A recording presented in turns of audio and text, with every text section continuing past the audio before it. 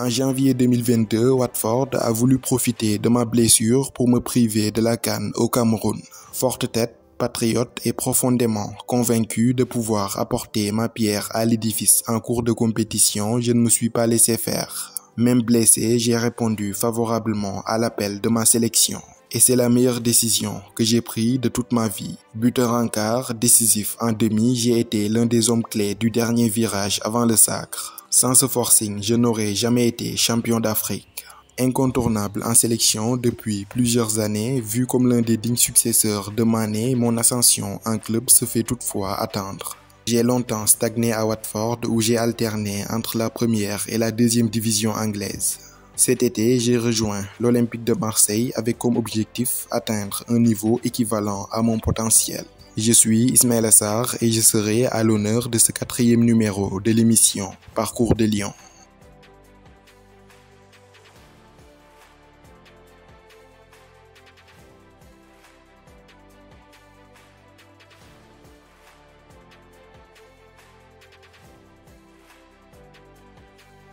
C'est à Saint-Louis, une ville historique de l'extrême nord du Sénégal, qu'Ismaïla Sarr voit le jour un 25 février 1998.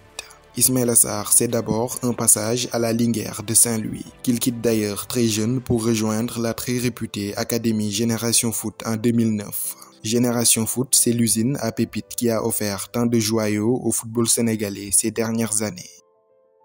Ismaïla Sarr fait toutes ses classes avec l'académie basée à Denis Biram Ndao. Et en 2015, en finale de la Coupe du Sénégal, c'est tout un peuple qui découvre avec émerveillement un phénomène au stade Demba Diop. Explosif et à la pointe de vitesse phénoménale, Sarr terrorise la défense du Casa Sport. Un penalty provoqué puis transformé, des accélérations dévastatrices.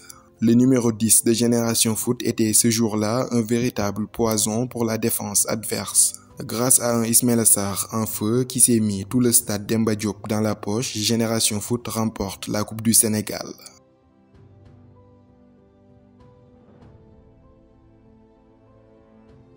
En novembre 2015, le virevoltant jeune ailier est convoqué par Serigne Saliou Dia pour la Coupe d'Afrique des moins de 23 ans organisée au Sénégal. À l'époque, Aliou Cissé, fraîchement nommé sélectionneur, observe avec beaucoup d'attention les jeunes pousses de la sélection olympique. Avec Sadio Mané sur un côté, il était surtout à la recherche d'un profil similaire sur l'autre flanc, histoire d'être moins prévisible et d'avoir deux ailiers dynamiques. Et le moins que l'on puisse dire est que Iso impressionne. Comme en finale de la Coupe du Sénégal, il enchaîne les déboulés sur son flanc. Les défenses adverses sont complètement dépassées par la vitesse supersonique du Saint-Louisien. Aliou Cissé le sait, il tient le profil parfait sur l'autre flanc. Son intégration chez les A est juste une question de temps. Pour Madi Touré, Génération Foot est son partenaire officiel depuis plus d'une décennie, le FC Metz.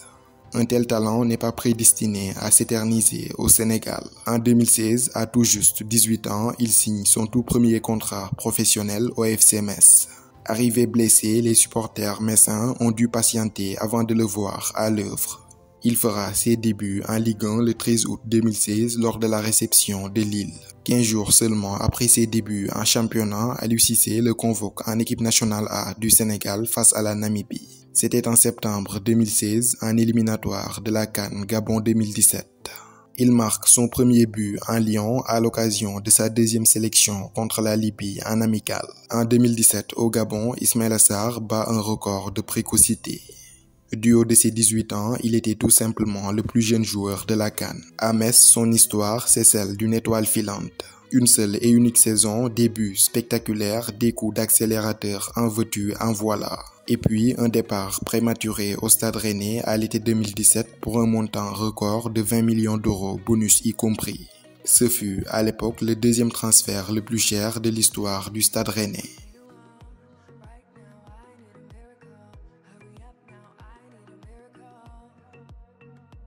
Sa première saison est plombée par des blessures à répétition. Il la termine tout de même avec un bilan plus qu'honorable de 5 buts et 3 passes décisives en 24 matchs joués.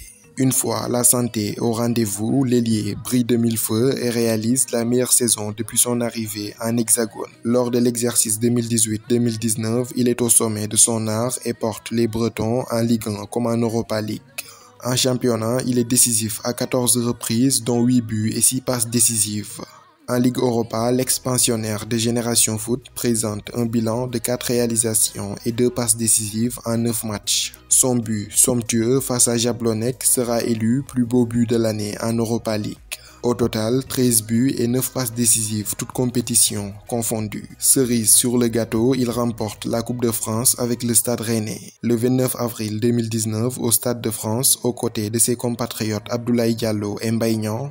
Il s'adjuge le trophée aux dépens du Paris Saint-Germain. Son premier titre européen, le deuxième de sa carrière après la Coupe du Sénégal en 2015. Comme à Metz, Sarr ne fait pas long feu en Bretagne, puisque dans la foulée de sa fantastique saison, les Hornets de Watford font sauter la banque pour s'attacher ses services. Le 8 août 2019, pour environ 30 millions d'euros, Rennes le cède au club anglais.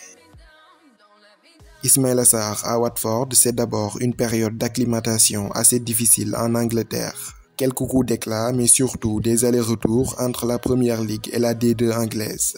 Il arrivait dans une équipe instable où les entraîneurs se succédaient. Barré également par la barrière de la langue, il ne comprend rien des consignes, ce qui rend son intégration plus que complexe. Remplaçant au début, il s'adapte progressivement jusqu'à devenir un maillon essentiel en attaque.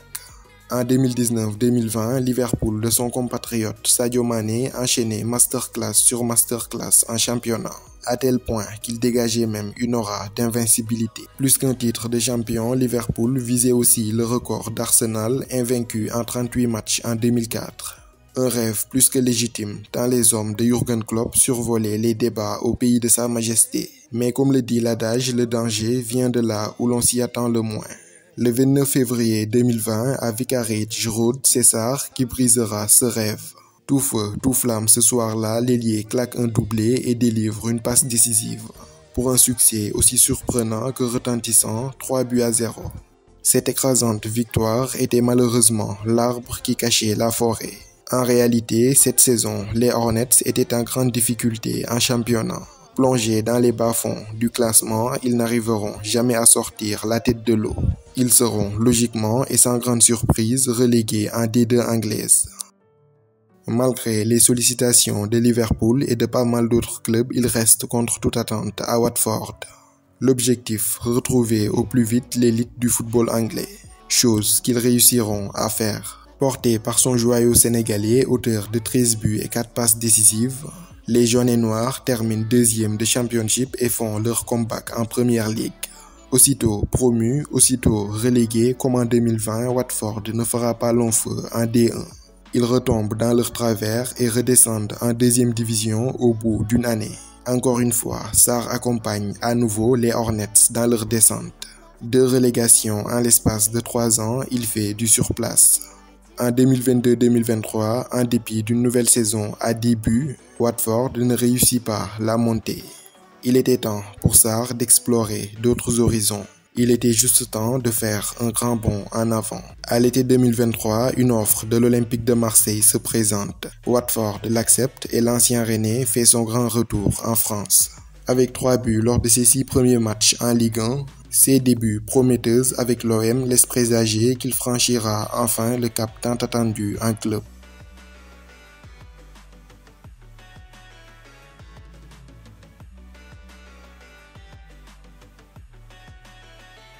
Il a seulement 25 ans, mais il a déjà une expérience internationale colossale avec le Sénégal. 2 Coupes du Monde jouées, 3 Coupes d'Afrique dont 2 finales. Une perdue en 2019 face à l'Algérie et une gagnée en 2022 au Cameroun. Une édition 2022 où son club Watford avait remué ciel et terre pour l'empêcher d'y participer. Blessés avant la dernière ligne droite de la CAN, les dirigeants de Watford mettent en place un plan machiavélique pour l'empêcher de rejoindre sa sélection. Ils utilisent sa blessure comme alibi et le déclarent forfait pour la CAN. La Fédération sénégalaise de football ne gobe pas facilement cette vieille excuse. Convaincu qu'il sera d'attaque à partir du second tour, Aliou Cissé l'inclut dans sa liste. Ismaïla Sarr ne cède ni à la pression ni aux menaces, et les conséquences qui découleront de sa décision ne lui font pas peur non plus. L'appel de la mère patrie est plus fort que tout. Il répond à la convocation en dépit d'une santé délicate. En attendant que le Sénégal franchisse les obstacles un par un, Sarr poursuit sa rééducation en Espagne. 30 janvier 2022, quart de finale de la CAN. Le Sénégal défie la Guinée équatoriale, Ismaïla Sarr est de retour. Il est lancé par Aliou Cissé en seconde période. 79e minute, longue ouverture de Kalidou. Amorti poitrine orientée de Saliou Ciss qui sert Ismaïla Sarr au point de pénalty. But d'Ismaïla et victoire 3-1 pour son grand retour. Il ne s'arrête pas là puisqu'en demi-finale face au Burkina Faso, il délivre la balle du 3-1 pour Mané qui s'en va marquer le 3e but du Sénégal. Lors de ce dernier virage avant le sacre, il a été d'un apport capital.